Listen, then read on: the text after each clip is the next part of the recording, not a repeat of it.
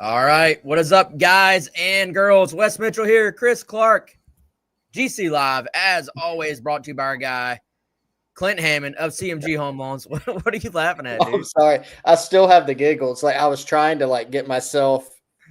Wes and I was laughing and telling Wes what I was laughing at before we came on here, and I was like, all right, I'm sorry, I lost it.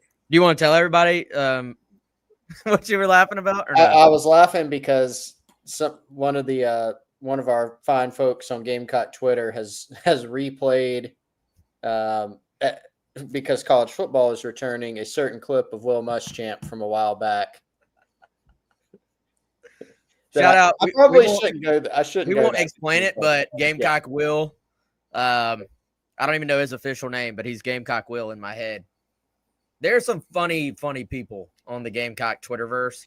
I don't always interact, but I do sit there and watch and laugh, and good stuff out there.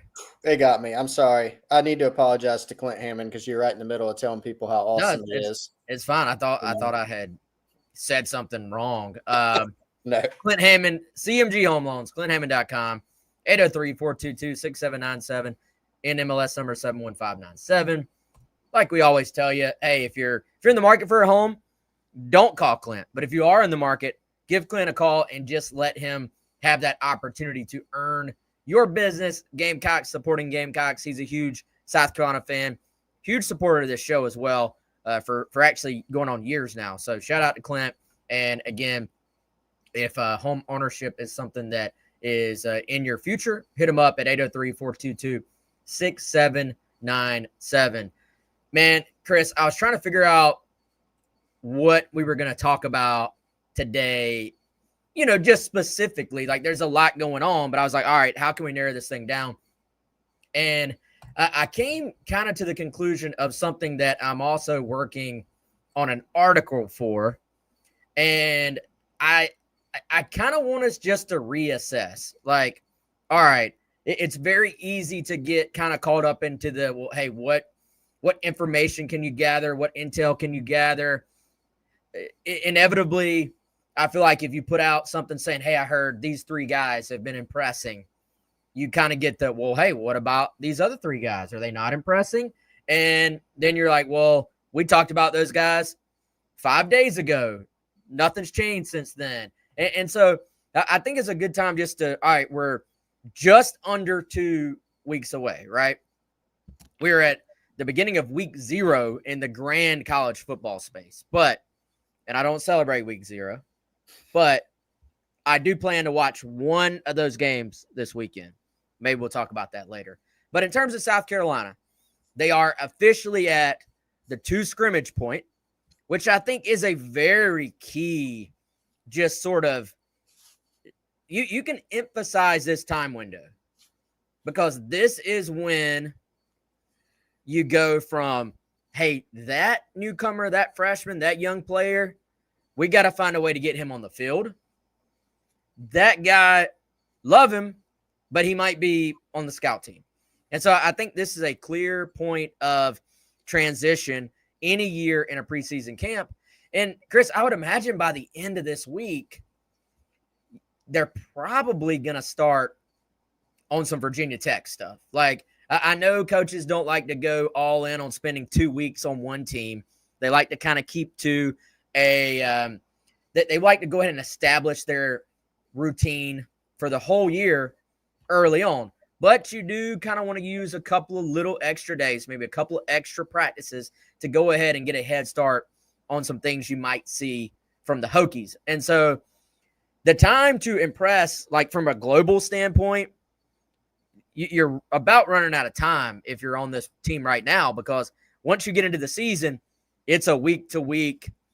You basically have 12 sprints where you're saying, got to figure out a way to win this game. We're not so much worried about anybody's feelings at that point. Yeah, I mean, you're still working on South Carolina now, right? And so within that, you're trying to figure out a lot of different things. And, position battles, that's one thing. Install, that's another thing. Making sure the guys that, are staying healthy. But you've also got logistical matters, right? I think people forget sometimes, and Shane Beamer talked about it in his last press conference. Hey, road games, you're taking 74 guys. You have a lot more people on your football team than just 74 guys. And so you're right that the clock is ticking. There are some guys, even freshmen, Wes, where you go, it would be an outright shock if that guy's not making a travel roster, or if that guy's not playing some, or heck, in some cases, maybe even starting, right? In a couple instances. But just being on the cut line, not just we talk about, red shirt versus no red shirt a lot, but no, like the travel roster, you're going to have to figure that out pretty quickly. You're going to have to figure out, hey, if we have some injuries, who's ready to step up from that freshman class? They have a 25-man class of freshmen, Wes. Not all those guys are going to be able to factor in. There's just a lot of logistical planning that you have to do. So generally we say, and I think Beamer has also mentioned this, when you get through those first two scrimmages, you're going to get out of it having a much better idea of what you want to narrow down. Position battle-wise, some of those might go down to the wire. Again, red shirts, travel roster, all those things. The clock is ticking. I mean, one more scheduling note. South Carolina is now in that, what Beamer calls a mock game week. And so, next week there'll be in-game week. This week it's kind of a mock game week, preparing, getting ready for everything, trying to get the players used to everything within the structure of a game week. So then when you get into it, you've done it, kinda. You've done it before, right? And a lot of those guys have been through game weeks. These freshmen haven't. The transfers haven't.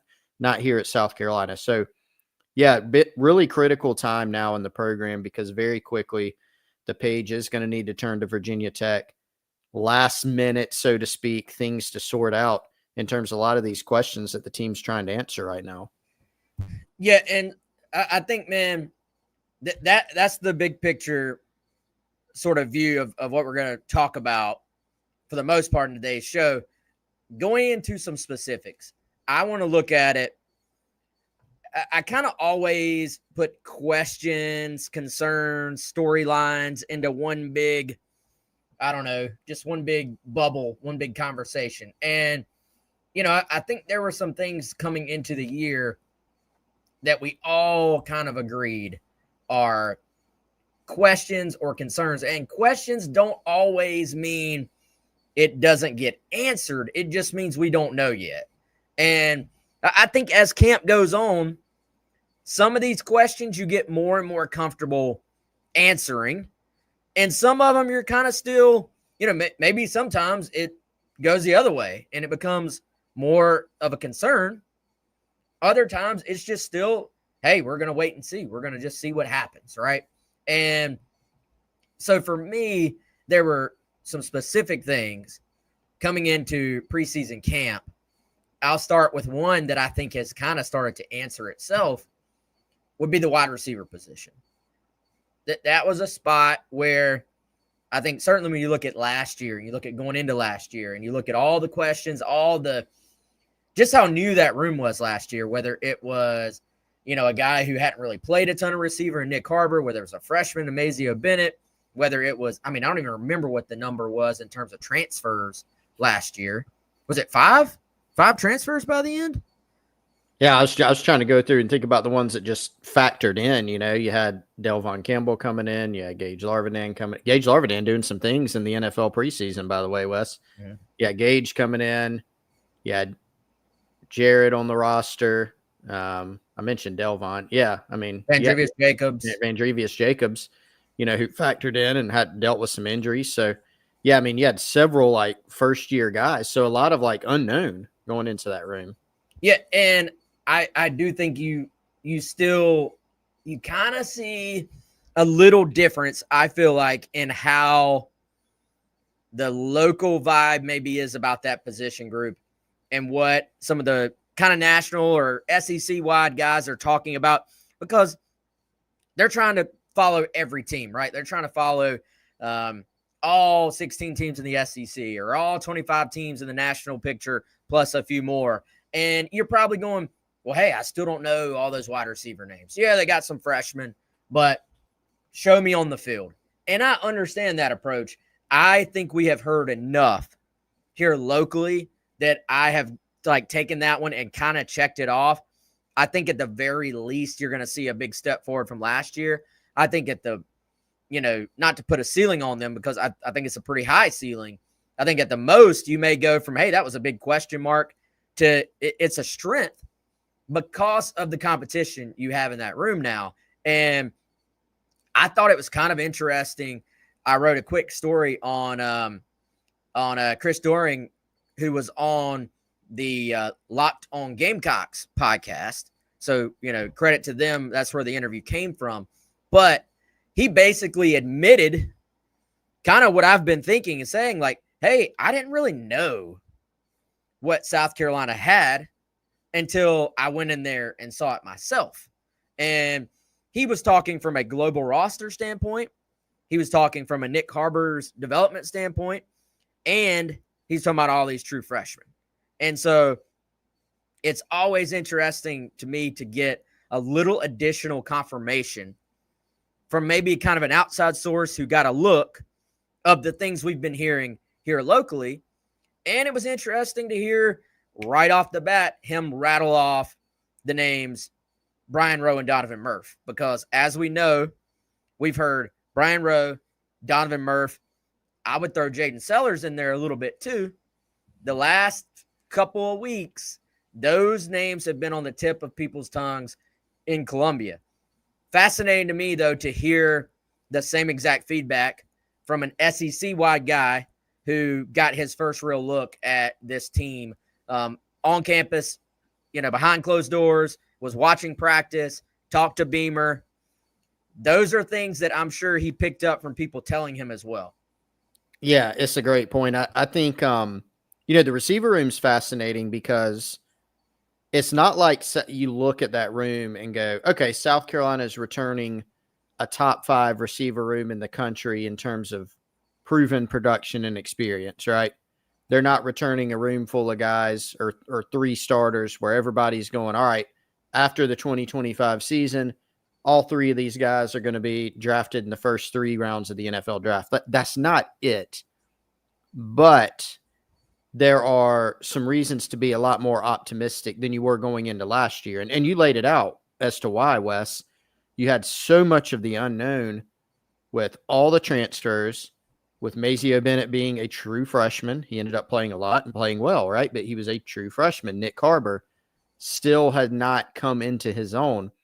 Now you fast forward this year, there's definitely more competitive depth, right? Like every single bit of information we've heard is that there's more competitive depth in this room. The veterans are being being pushed by the freshmen. The freshmen are being pushed by the returners.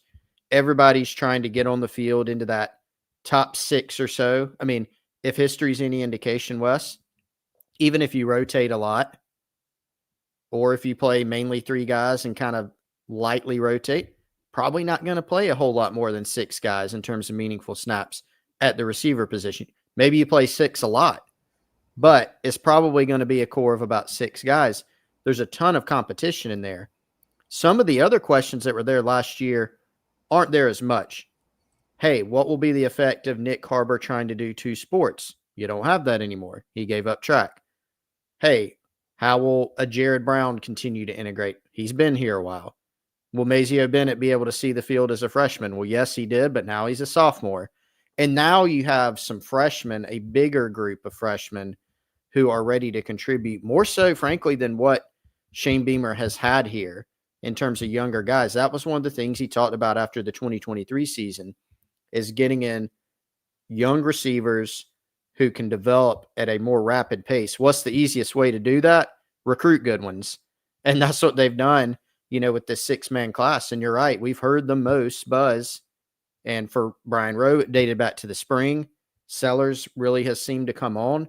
And Donovan Murph has very quickly integrated as a summer enrollee and created a lot of buzz too. So if receiver goes to, hey, probably just not that worried about that spot anymore from a South Carolina perspective. I tell you what, for me, the one of the spots, and I don't think I quite circled it enough earlier in the preseason. But one spot that I'm just like, all right, I gotta see it, has got to be place kicker for me. Like I think, and I've tried to remind myself, Chris, for one, even if you hit every field goal, every PAT, every attempt for this entire offseason, hit them all. It doesn't matter. It doesn't matter until you go do it in front of 80,000 people. And you know, I've also, the other side of one thing that's been kind of going through my mind, I'm like, okay, I feel like we have started to hear things either directly from Jody's mouth where he said, hey, Nick Harbor enters camp kind of as the favorite, as the kickoff returner. Jalen Kilgore enters camp as the favorite, as the punt returner. Does that mean you've locked in your spot? No, but it means you have maybe created some separation. If you're, to tie it into Harbor, if you're running a race, you have the early lead. You're just not at the finish line yet. And, you know, I think I'd be shocked if Mason Love is not the punter. Like that seems to be something, you know, and I've heard some things even about maybe who's the favorite at the long snapper spot. I don't feel like, even with opportunities to do so, that Jody or Shane Beamer have really spoken much on individuals at that kicker spot in terms of like, this guy has the edge. Beamer talked about the kickers after scrimmage one. So in between the two scrimmages, I'm sure he will be asked about it tomorrow. He said, they've done well, but I want to see more consistency. And the other side of that, though, man, I have also reminded myself the Mitch Jeter, Alex Herrera competition in 2022 went down to game week. Mm-hmm. And then all Mitch did was hit every field goal he attempted that year. So does that mean if it goes down to the final week, does that mean that it's definitely going to be an issue? Absolutely not. Not what I'm saying. Does that mean, though, that it's valid in a year we know there's going to be close games, in a year that we think South Carolina has the playmakers to compete in about every game they're going to be in? Maybe not about, probably in every game they're going to be in. Yeah, it's some of these games, Chris, will come down to a kick. Yeah. Yeah, I mean, they did last season. And look, we've said Herrera took, in my opinion, some unfair flack. Not hitting a 50-something yarder against Bama, right? Certainly missing, like, yes, he missed the kick that could have tied the LSU game and sent it into overtime. For a college, barely. Yeah, but people, frankly, Wes, people aren't going to care. A miss is a miss, right? I'm trying to be, like, fair on all sides. That's a makeable kick for a college kicker. It's not an automatic kick. It's not an automatic kick, especially because of the distance and the situation. So it is factual that if he makes that, they'll go to overtime, and we'll see what happens. It's also very factual that South Carolina had plenty of chances to win that game. Some that were in their control, some that weren't, right? So, and Herrera, from a percentage standpoint, was still solid. I'm not saying perfect. I'm not saying phenomenal. He was still solid, and he did make some big kicks. People forget about that Clemson kick, Wes. That was a huge kick in a pressure situation. So, look, you don't feel like you did, like if Parker White were coming back this year or a Mitch Jeter, you go, I feel pretty good. We'll probably make most of them, you know, right? Might make all of them. So there is that uncertainty about who's going to be the guy. There's also that uncertainty of, I think you said this earlier, if the guys were charting at 97% makes in practice, cool. You got to go do it in a game. Can you go make that big kick to tie the game or to send the game into overtime or to win the game? Like, can you do those things? And frankly, We don't have the answer to that. We will not have the answer to that until, maybe there'll be that situation in game one. Maybe it's later in the year. But those situations are nonetheless going to be important. The Jeter situation is fascinating with the battle with Herrera in 2022, because if I recall, they were charting very similar in practice in terms of makes. It wasn't 100%. I don't remember the exact number. I think Pete Limbo said it at one point. Wasn't 100%. Mitch Jeter barely wins it. They just kind of, I guess we'll go with Mitch, trot him out, and he's perfect, right? So that was your ideal scenario. It could go similar to that. It could go worse. It could go somewhere in between. But I do think until we see it, Wes, I agree with you. You got to put that down as a question mark, given how important it is. Well, and if you ask people around the program, they will tell you Herrera actually was a very talented kicker and made, like, throughout his time in Columbia, made a ton of kicks in practice. And, for one, it just goes to, like, kind of reiterate, like, even if you're talented, like, a lot of what you are defined by comes down to those, like, if you're a kicker, like those 10 to 15 to 20, depending on the year, opportunities you get that season with all eyes on you.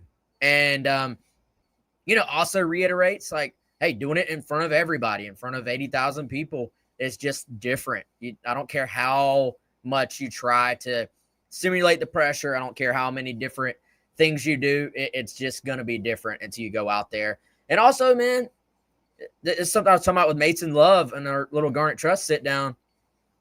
People don't care if it was a slightly off hold. They don't care if the snap was slightly off. People are just like, hey, make your kicks, And that's another part of being in a game. That snap, that hold, it might be just slightly different than what it is when the game is rolling. So I'm with you, man. I look at the kicking situation. I think definitely in the two things can be true at once category for me. South Carolina needed it to be a little bit better than it was, though I think people should still be bashing Herrera on social media a year later when the kid, clearly didn't mean to miss any of the freaking kicks. Like, at the end of the day, kickers ain't making $1 million a year in college either. So I know it's one thing, like, that's the argument now, like, oh, all these guys are making money, I can bash them if I want. No, the kickers are not. So did it need to be a little better? Will it need to be a little better this year? I think that's a completely fair argument. Throwing my man under the bus and just, hating him, that's a little too over the top for me. All right, a position group, Chris, for me that I maybe put in between those two in terms of how well I feel about it in terms of progress, linebackers. I still think, like, I want to see it in person. I want to see it against opponents. I want to see it against, like, you're chasing down, I don't know. You've got Garrett Nussmeier in there going play action and RPO against you and throwing the ball 3/4 and sidearm, and you're chasing ghost out there trying to figure out if they're running it or it's play action down the seam. That was a highly experienced group last year. And it was obvious that they had upgraded the linebacker position last year compared to the year before. So I'm, like, not ready personally to put the linebacker position in the category that I did receiver, where I'm saying, hey, the national guys are just a step behind. This is going to be potentially a strength. However, I do think there is a lot of ability in this room. And there's been some confidence since the summer about the progress of these guys from within the program. If you told me at the end of the year and you were like, man, there really was not the drop-off there that people anticipated, I think I could easily buy that. And a big reason is that they just continue to add athleticism to this position. even though they lost the guys they did lose. Yeah, it's really, really difficult to replace those guys. I mean, we just talked to Debo Williams on the radio earlier today, Wes. D Knight, Bam Martin, Scott, like tough losses because all have different skill sets, unique skill sets. They all bring you something different. They've all played a lot of football. And so just that leadership, that experience, the production and talent, like all four of those things, really difficult to replace. But when you lose guys, what do the good programs do out there? Well, they reload, they plug in other guys and try to get even better. And so I think the good news is when you look at this group, you don't look around and say, I don't see any options. You know, there have been years like that here, and I'm not talking about just linebacker, Wes, but just other positions too, linebackers included, where you look at it and you go, I don't see much depth. I don't see top line talent. I don't see top line athleticism. When you look at this group, you do see athleticism. You see a J.R. Johnson, who is probably one of the better athletes in the country, even in the SEC. You look at a talented group. Say about him today, Chris? Yeah, the most, I think you said the most physically gifted linebacker he's seen. I don't even know if he said one of. I think he said the. We'll have to check the tape. But very impressed with him. You know, and that's with the guy who's played with Bam Martin Scott, with Demetrius Knight, who is a freak athlete. So that caught my attention. A talented group, Wes, of freshman linebackers, which interestingly, we aren't even hearing much about. That's not a bad thing. That to me is just, hey, we've got older guys that have either been here or are transfers like Sean Murphy and Justin Okoronkwo, who are probably going to be the top 3 to 4 guys. So I think you're looking at it as, man, you lose a lot, but you don't really get the sense that from a physical standpoint, you're dropping off a lot. What you are losing is that experience, and you're just going to have to get that over time. But, man, I think they've come a long way at the linebacker position in the Shane Beamer era, just in terms of the talent that they have. I think one other thing about that spot, Wes, is how are the guys playing in front of them? You know, so this goes to defensive tackle, to edge. Last season, as we know, Carolina was pretty dang disruptive up front with the talent they had and how they played. That let those linebackers run free a lot. They're going to need to be able to do that to unlock their potential in that linebacker room. Yeah, no doubt. And that's the spot I want to get to next. First, you want to tell everybody, Chris, about a couple of our great sponsors? Yeah, let's tell everybody about a couple of our amazing partners here on the show. The first one, got a new little thing for him, Wes. Just repaired. Ferry Chevrolet. FerryChevrolet.com, 803-937-4531. Joseph Ferry. Since 1926, they've been serving folks all over the state. Conveniently located in Orangeburg off of I-26. So not far from Columbia if you're there, not far from Charleston if you're there, wherever you are in the state. Worth going and seeing our friends over at Ferry Chevrolet. Again, that's FerryChevrolet.com. F-A-I-R-E-Y, FerryChevrolet.com. Or give them a call, 803-937-4531. Honesty, integrity. That's how they built the business. They're still operating that way even in 2025, and they've been around since 1926, Wes. So make sure you're checking out Ferry Chevrolet at FerryChevrolet.com. And then also check out our friend Brandon Cohn over at Palmetto Golf and Belts, PalmettoGolfing.com. There you see the logo. Brand new storefront that he just spun up here recently. Custom golf gloves, custom golf tees, custom golf towels, and the needlepoint belts are also outstanding. If you like to wear belts, check out the needlepoint belts because they're extremely well made, but they're also a lot more affordable than a lot of the options you're going to find online. So if you're a golfer, definitely a lot of cool swag to go check out there. If you're not a golfer, get a gift for somebody. They'll love it. Palmetto Golf and Belts, PalmettoGolfing.com. Our friend Brandon Cohn, big South Carolina guy, Gamecock Central subscriber. So go support PalmettoGolfing.com and Ferry Chevrolet as well. And tell you what, before we talk defensive line, let me tell you about our guy, Andy Luedecke, My Perfect Franchise, and MyPerfectFranchise.net, 404-973-9901, or you can email Andy at MyPerfectFranchise.net.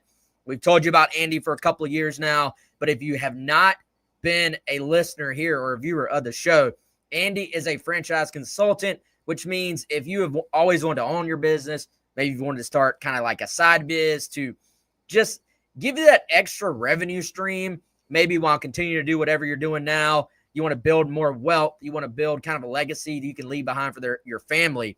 Andy, in addition to being a franchise consultant, is also a franchise owner, business owner in his own right. So he's going to be there for you every single step of the way.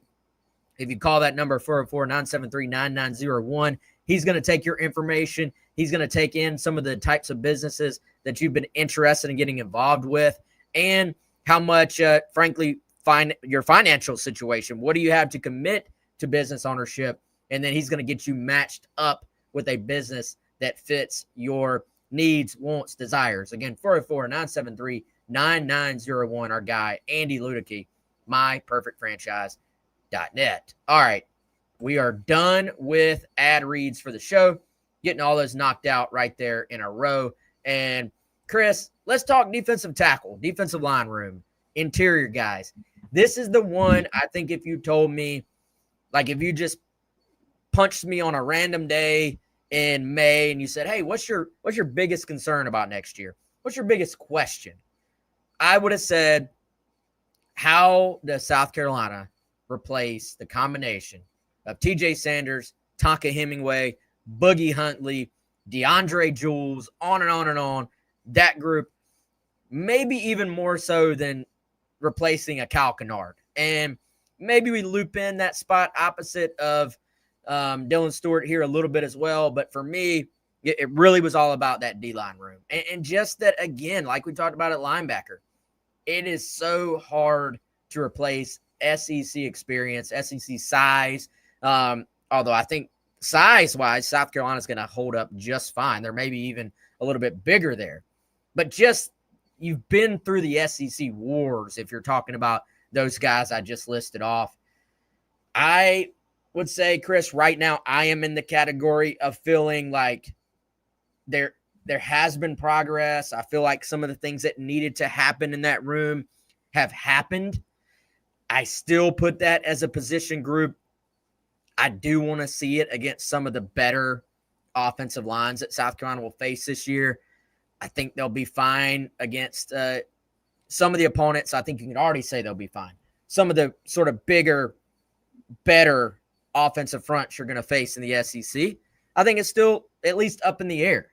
And I also think that's a position I circle where I say they need to avoid injuries. Like that's a position that you get rolled up, you get banged up, you have to deal with knees, and you have to deal with bumps and bruises quite a bit.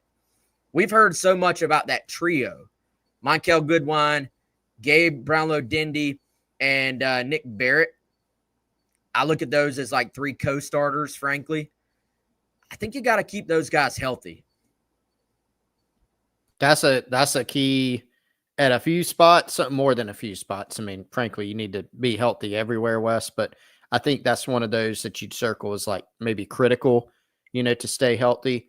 You're right. Another one, look, similar to linebacker, very tough to replace like what you're losing from a leadership, experience, talent standpoint.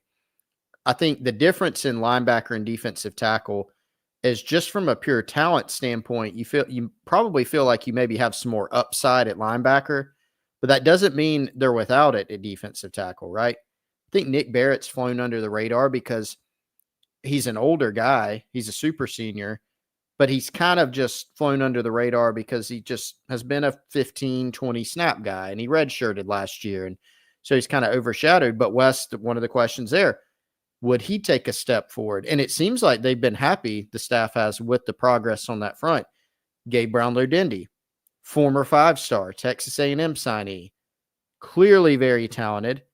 Can he take a step forward? I think he has progressed, but what do you get from him on the field when the season actually kicks off? So they've got some options there. Monkel Goodwine, another top 100 guy, played some last year. They need him to step up. So you are losing, obviously, the production that you had last year, the experience, leadership. That's tough. Are you going to have a drop-off? I mean, it would be hard to say no to that. Do you have to be quite as good as you were there? Will you be better maybe in a particular area and not as good in another? For instance, hypothetically, could South Carolina not be quite as good rushing the passer now that TJ Sanders, who's frankly elite at times in that category as an interior pass rusher, are you maybe not as quite as good there, but are you a little bit more stout against the run maybe? That could be a possibility. So Travian Robertson played for the late, great Brad Lawing, came up in that kind of same coaching style as Brad Lawing. I do think he'll squeeze and maximize this group. But what is the ceiling? What is the upside? I'm with you. It is, to me, I think probably still the biggest concern on this team. I don't want to paint the picture that it's dire or anything like that, but it is probably the biggest question mark. Yeah, and frankly, I'm not saying they can't get it done. I just want to see it, and I think we'll, as the year goes on, we'll, like always, we'll gather information and we'll see it play out. It does help that you have a certified game wrecker and Dylan Stewart in there who just changes the entire complexion of that room. Now you just need those other guys to take advantage of it. I think Brian Thomas Jr. will have a good year opposite of Dylan. I think it's a great sort of contract year, so to speak, with for a guy like Gear, who came in with some pretty high expectations when he transferred in from Syracuse and has just dealt with bumps, bruises, an ankle that kind of wouldn't go away. And, big year for him. Can they get George Wilson just in some, if you stop the run on first and second down, I really think we may see some scenarios similar to, of course, you mentioned the great Brad Lawing, the late great Brad Lawing. They would go to that NASCAR package and put different guys in there on third down. I'm not saying you're moving Dylan Stewart inside on third down, but could you kind of match up in pass rush situations and get, a George Wilson out there on the edge, a Jaron Willis at linebacker, who actually I think has quite a bit of pass rush juice within his skill set. Do you stack him up out there and bring him off the edge? I think that's something we can maybe see. If they can get in those pass rush situations, I think it allows you to mix and match a little bit. I think the beauty of TJ was that you didn't have to do that. Like, he's just in the game. If you got him in one-on-one with guards and centers out there, man, these guys just were not quick enough to keep up with him. And that's a huge reason our guy is a multimillionaire now playing up in Buffalo.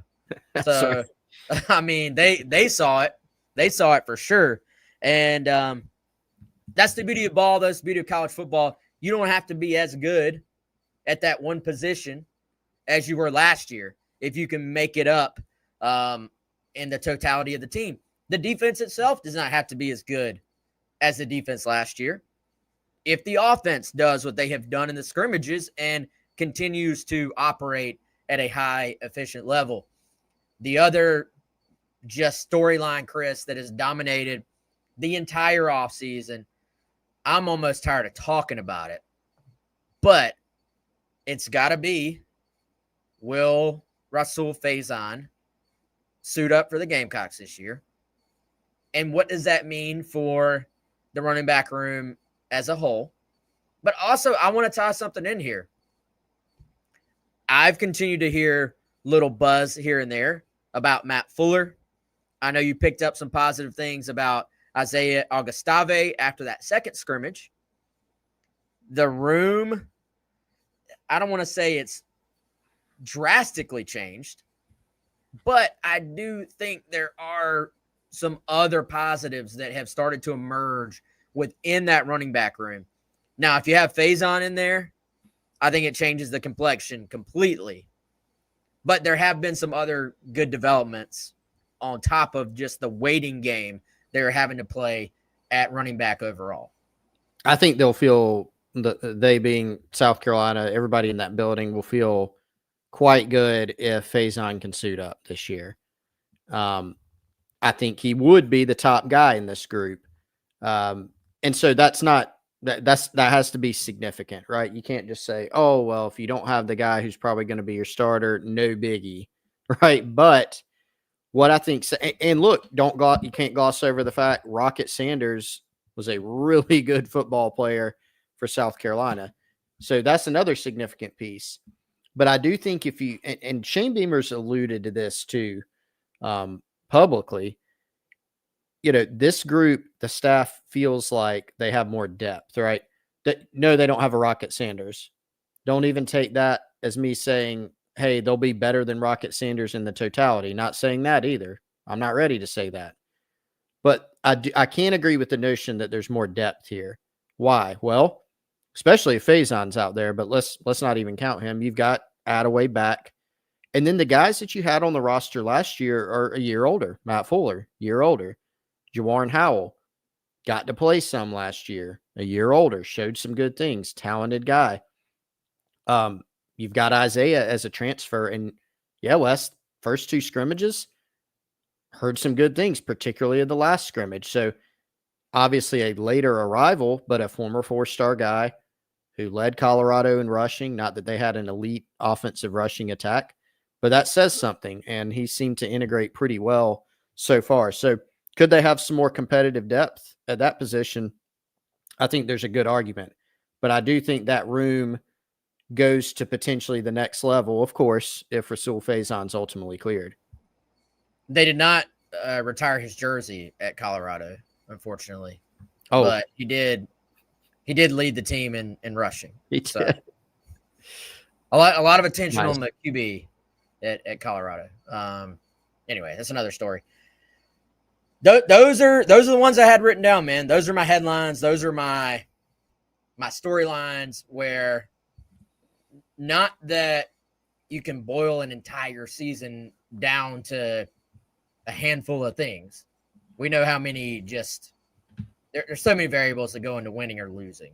But as we sit here right now, 13 days until kickoff, those to me are the factors. Like, those are the things that are going to determine whether or not this is a college football playoff run, or, a step back. The other part, the part that can't be predicted really is, what does the schedule end up being? And what I mean by that is, we know the names on the schedules. We know the Vegas lines that have already been put out and stuff like that. But we truly don't know how good or bad the teams are on the schedule. We know it's a very tough schedule, but we don't know from an individual team standpoint who's going to make a jump and who's going to fall way back. And you never really know that. But in today's college football world, you really don't know. And so, Chris, I remember that was something we were saying early on last year, was, hey, Carolina could be a much better football team, and they could still win 6 games because we were looking at the schedule. And I will say this: there are parallels to the 2023 season. There was hype coming in, right? There was hype coming in after beating Clemson and beating Tennessee the year before. And Carolina obviously had a disappointing year that year. As I go, and again, this takes out the context of what if just every team you play is improved? That could happen. That could be a factor. But Chris, I just think if you go position by position, there are still far fewer questions right now for this team than we had about that team. Because I remember, despite the kind of outside hype, we were going, man, this offensive tackle spot is still completely unsettled. We were going, the Kerryon Joyner has had a great offseason, but he hasn't played running back before. Juice Wells got hurt early on that year. And wait, was that when he was hurt or he had already left? Either way, he's not on the field. Yeah, he was still there. So I don't think there are as many questions. That doesn't mean it's a guarantee you're going to go have a great year. Yeah. But if you keep 16 healthy and you keep Dylan Stewart healthy, and I realize I'm kind of getting a little head, like this is probably some stuff we're going to talk about in our final season previews, but I think we can go ahead and start to shape how we see things. I don't think, even with the questions we just talked about, I don't have as many questions as I did maybe going into that year. Yeah, they're questions, but they're different questions, and they're important to get solved, particularly because if you don't solve them, Wes, when you play this schedule, you will get exposed. But some other teams also have warts, and it's always a great point. We always look at a schedule as soon as it comes out, and now we've got this strong opinion, and you start marking that's probably a win, that's more likely a loss, that's toss up, but we know that evolves throughout the course of the season. How many people had Carolina knocking on the door of the playoff after the Old Dominion game? Raise your hand. No hands went up. No, nobody. Now a lot of us did not say that is 100% the 2024 South Carolina football team. We said, hey, they got to get some things figured out here, right?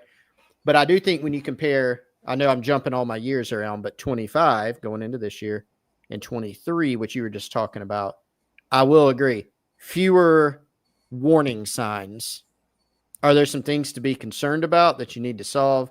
100%. Are there some things to feel pretty darn good about? Yes. And I think two of those things are, Wes, what do you typically think of on offense and defense? Do you have the best quarterback on the field? Do you have a generational type guy? Do you have a generational type pass rusher? The answer for South Carolina to both of those things is yes, which helps you a ton. Now you got to keep them healthy. You got to be good around them, et cetera, et cetera. That's the beauty of football. There's 22 guys on the field. It's organized chaos. A lot of different things can happen. But I do agree, less questions than in 2023. What does that ultimately mean for 2025? We're going to find out. It's going to be fun. Yeah, that's the beauty. That's why you play the games. Travis says 23 team can't be judged because of the O-line injuries. I say yes and no, Travis. I think O-line was a question before they even had the injuries, and then it was completely just inflated, amplified by the injuries. I also think not that there would be no drop-off. There are certainly there's a reason guys are starters, right? I think they have been hell-bent to not have that happen again in terms of O-line depth every moment since then. So I think there's probably more guys on that O-line than there ever have been in recent memory before that they would at least feel okay about them stepping in. And yeah, to that point, legit, like you having Josiah Thompson going out there and winning a 5-star battle at that position and saying, hey, go play last year and get acclimated and get comfortable. That's just different than what was being trotted out there. No offense to anybody, but it is in that 2023 team. And so are there still some position battles on the O-line? Yes, there are. But I look at those battles, frankly, just a little bit different. Chris, I remember somebody with, let's say, high up in the program coming up to me last year off the record and basically saying, hey, man, not last year, excuse me, going into 2023. You guys know how many freshmen we're going to be trotting out there, right? And it was in response to, I'm sure, something I had said positive about the upcoming team. And it was, and that kind of got my wheels turning. I'm like, they would never say this in a press conference, but they were not as comfortable, I think, with the expectations internally as maybe you would have thought. And this year, again, not that there aren't questions. I think they're in a much better place to answer those questions, Chris. And I also think that every team in the country right now has at least a question or two. Like, I don't know if there's anybody sitting there like even from a national standpoint, like a team in the top 5. I don't think there's anybody out there that's just saying, well, we got it all figured out. I feel like going into last year, Ohio State and Texas going into last year kind of had about every box checked on paper. Mm-hmm. Yep. They did. But both of those teams are replacing quarterbacks. Yep. They are. Yeah. I mean, Ohio State just named a starter, and even at Texas, Arch Manning is getting Heisman hype and hasn't been a full-time starter, and he may live up to it. Heck, I mean, wish him all the best, but it's a lot of expectations. And so you have questions. He'll have a good team around him, obviously. That tends to help, Yeah, I just, somebody said our O-line can't be worse than it was last year. No, I mean, the 2023 team would be the one that one was the one that really struggled. The sack numbers last year were way too high, especially when you're considering playing a very mobile quarterback in Lenore Sellers. But the O-line, the sack numbers would be the most ugly there. But in terms of run game, like they were improved from 2023. Do you need to take a step forward? Yes. Shane Beamer has, I don't want to say called out, but he has mentioned that group as it's time for the offensive line to take that next step with some of the depth and talent that they've built up there. One other point I was going to make, Wes, I kind of got off track. To your point about teams across college football, one of our subscribers on Gamecock Central was kind of talking to me, having a back and forth about Clemson. And I don't mean this in a negative way at all. Like, it was a discussion, and it was like, well, Clemson, yeah, they're very talented, but behind, and he named, 5 or 6 key starters, behind those guys, their backups may not be very good. And I'm like, that's everywhere. I mean, if you look at a spot on a college football team, it's almost borderline shocking if you've built up depth at a certain position. That's why last year's South Carolina team was so good at some of the key spots. They had that depth. They've got it. Carolina's got it, I think, this year at corner and nickel. At other spots, they don't. So health is key. Having depth is key when you can get it. Yeah, Touchdown TV said Penn State. Travis said, hate to say it, but the upstate team might have the fewest questions. I mean, that's a valid thought, I think. What's the combined number of losses when those two teams play in November this year? That could be, I know last year was fun, except the fact that it didn't matter, which is a travesty, I think, that it didn't matter in the college football playoff. But what would it mean for that game if both teams had, Ben says over under 3.5, if both teams have a combined 2 or 3 losses or something, then, it goes to a complete, that's when you really just wish that game was not at noon. But, well, and I think, Wes, it would be, and of course, this is all hypothetical. It would actually be, it would end up being more meaningful for South Carolina one way or the other, because the reality is Clemson, they have the bookends of LSU and South Carolina. They opened the season with a huge game that I'm very much looking forward to, Clemson LSU. And then the big game, the Palmetto Bowl at the end. Clemson could lose both of those games and coast into the playoff. If they can roll through their schedule, which they're very capable of doing, in my opinion. South Carolina, I don't think anybody's, even if you're very high on South Carolina, you're probably not saying, all right, probably the favorite to win the SEC. But what you are thinking about is, can they get in the playoff? Now, if you win the SEC, obviously there's your path. You know what I mean? Like for Carolina, that out-of-conference game beating Clemson, it should have mattered last year a little bit more than it did, and Shane Beamer has said as much. But for them, I think it's a little bit more meaningful, where Clemson, they want it for seeding. They want it because of South Carolina, and they definitely want to beat South Carolina. I think it ends up being a little more meaningful, all things considered, with the schedules for the Gamecocks. Yeah, no doubt, man. Just looking through, reminding myself on the AP poll right now, and again, I know different polls are going to have different opinions right now, but Texas 1, Penn State 2, Ohio State 3, Clemson 4, Georgia 5, Notre Dame 6, Oregon 7. Oregon quietly, and I know they got a new quarterback too. They're just quietly floating out there, I feel like, right now. Super talented team.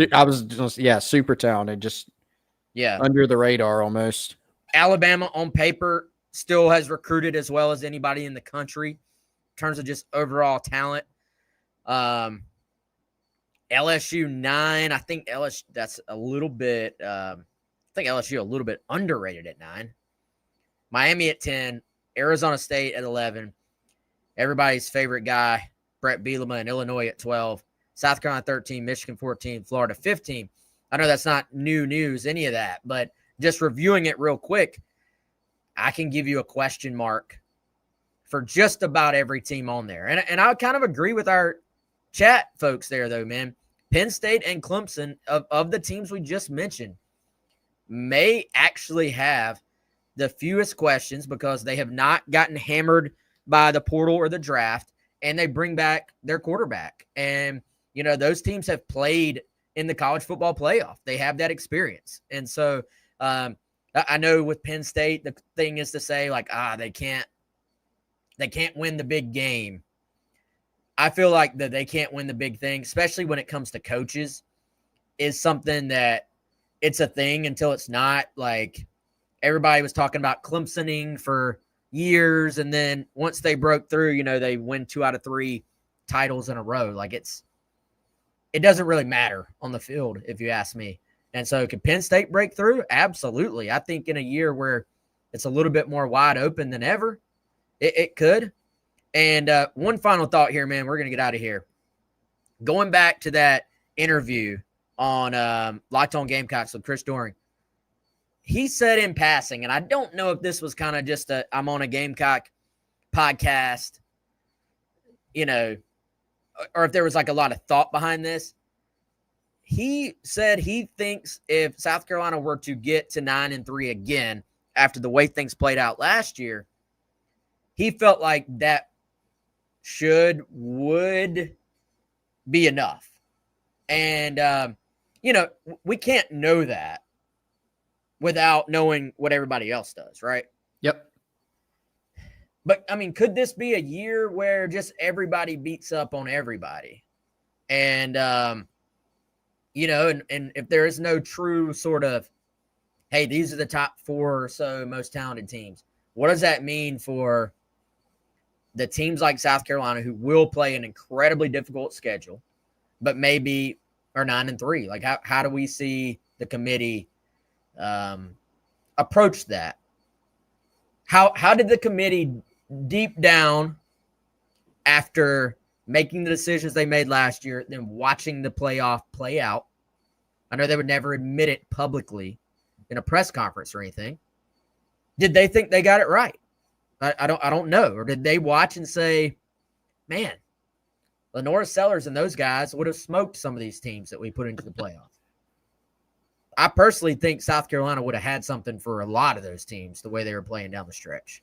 Yeah. So if you have the opportunity to give South Carolina a chance this year, is it at all different? And again, I don't have an answer to that. I'm just throwing it out into the ether because I think 9-3 is very, very possible for this team. I think 10-2 is possible, but I think to go 10-2 against that schedule, you got to have some breaks along the way, if that makes sense. Mm-hmm. Yeah. Frankly, you might need breaks to go 9-3. You know, really.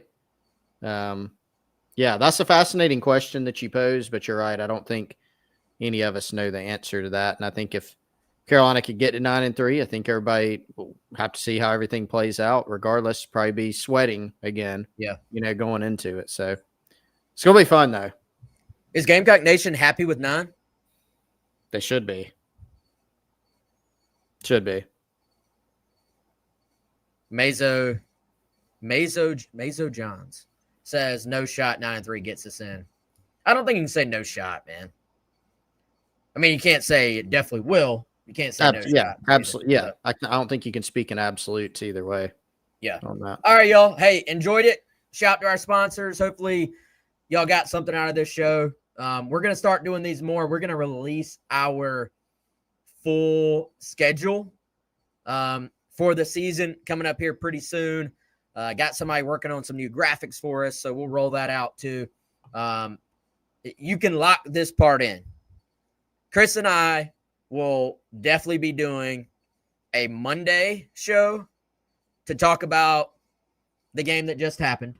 And we will definitely be doing a Thursday afternoon show, which will be when we record kind of that final preview. That'll be like for example, the South Carolina versus Virginia Tech preview. Well, most weeks that will be Thursday with a Sunday opener. Maybe it's Thursday, maybe it's Friday. We'll discuss that. But I guess I'm already going back on my schedule that I'm giving y'all. But point being, after every game, so that Monday, we'll have, like we have always done, a breakdown of everything we saw. And then leading into the game, we will have a breakdown of everything we're about to see. And then we're still kind of working through what we're going to do in between that. But definitely for me and Chris, at least 2 shows every single week as we roll through the college football season. And, man, Chris, I'm looking forward to it. Something about today, maybe it's because it's day 1 of week 0, even though I don't celebrate week 0. Something about today just put me in a football mood. Like I felt like we're here, felt like it's happening. And, man, shout out to everybody who has been here for the journey and has watched and listened and reads on Gamecock Central. I'm excited, man. Yeah, man. It's going to be fun. Can't wait. It's going to be here soon. Week 0. I'm watching at noon. Ireland, Farmageddon, K-State, Iowa State. I need football. And then the next week we'll get some Gamecock football, so it should be good. All right, he's Chris. I'm Wes. Man, we'll see y'all soon. College football, it's here. Looking forward to it.